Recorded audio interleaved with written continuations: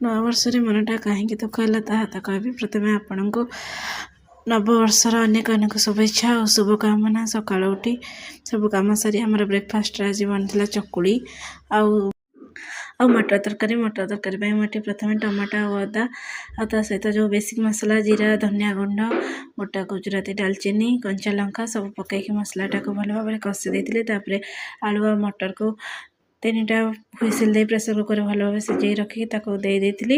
ଏବେ ଆମର ରେଡ଼ି ହେଇଗଲା ମଟର ତରକାରୀ। ଆମେ ଚକୁଳି ଆଉ ମଟର ତରକାରୀ ଖାଇ ବାହାରି ଗଲୁ ବ୍ୟାଙ୍କ ଗଲା ବେଳକୁ କେହି ବି ଲୋକ ନଥିଲେ। ବ୍ୟାଙ୍କଟା ପୁରା ଫାଙ୍କା ଥିଲା, ଖାଲି ଏମ୍ପ୍ଲୟ ମାନେ ଆସିକି ଯାହା ବସିଥିଲେ। ତାପରେ ଆମର କାମଟା ଟିକେ ଜଲ୍ଦି ହେଇଯାଇଥିଲା। ମୁଁ କହିଲି ଆଜି ତ ମନ୍ଦିର ତ ଯାଇ ହେବନି, କାରଣ 2-3 କିଲୋମିଟର ପାଖାପାଖିରୁ ଲାଇନ୍ ଷ୍ଟାର୍ଟ ହେଇଯାଇଥିଲା। 4-5 ଘଣ୍ଟା ଅପେକ୍ଷା ପରେ ବୋଧେ ଦର୍ଶନ ମିଳିଥିବ। ବାହାରକୁ ଦେଖିଲା ବେଳକୁ ଏତେ ଲମ୍ବା ଲାଇନ୍, ପତିତପାବନକୁ ନେଇ ଦର୍ଶନ କରି ପଳେଇବୁ। ହେଲେ ବାହାରକୁ ଆସିକି ଦେଖିଲା ବେଳକୁ ସେପଟ ସାଇଡ଼ ସିଂହଦ୍ୱାର ପଟକୁ ମଧ୍ୟ ଗାଡ଼ି ଛାଡ଼ୁନି। ବହୁତ ମନ ଦୁଃଖ ହେଇଗଲା ଟିକେ। ପତିତପାବନକୁ ବି ଦର୍ଶନ ମିଳିଲାନି ନୂଆବର୍ଷରେ। କ'ଣ କରିବା, ବୋଧେ ଜଗାର ଇଚ୍ଛା ନାହିଁ ବା ଡୋରି ନାହିଁ।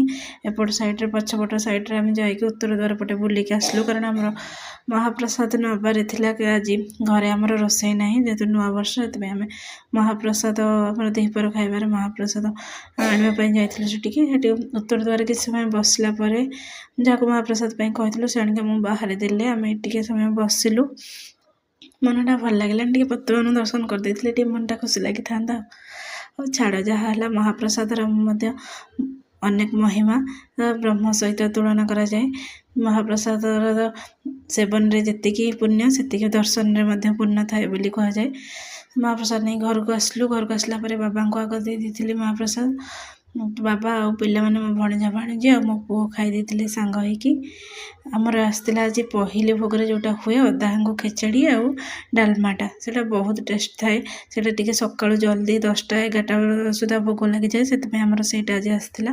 ତାପରେ ଦିଦି ମାନେ, ମୋ ନଣନ୍ଦ, ମୁଁ ଆଉ ବଡ଼ ବୋଉ ଆଉ ମୋ ସ୍ୱାମୀ ବସି ସମସ୍ତେ ଏକାଠି ଖାଇ ଦେଇଥିଲୁ।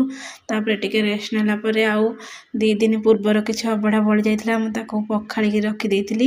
ସେଇଟା ଟିକେ ଟଙ୍କ ତୋରାଣି କରିକି ଆମେ ସମସ୍ତେ ପିଇ ଦେଇଥିଲୁ। ଆପଣ ଯଦି ଟଙ୍କ ତୋରାଣିର ରେସିପି ଦେଖିବାକୁ ଚାହୁଁଛନ୍ତି ତାହେଲେ ମୁଁ ଅଲରେଡ଼ି ଅପଲୋଡ଼ କରିସାରିଛି, ଯାଇକି ଦେଖି ନିଅନ୍ତୁ। ମହାପ୍ରସାଦରେ ପୁରା ଦିନଟା କଟିଥିଲା, ସେଥିପାଇଁ ମନଟା ବହୁତ ଖୁସି। ଦର୍ଶନ ନହେଲେ ନାହିଁ, ମହାପ୍ରସାଦ ସେବନର ତ ଭାଗ୍ୟ ମିଳିଲା, ସେତିକି ତ ଜଗାର କୃପା। ରହୁଛି। ରାଧେ ରାଧେ।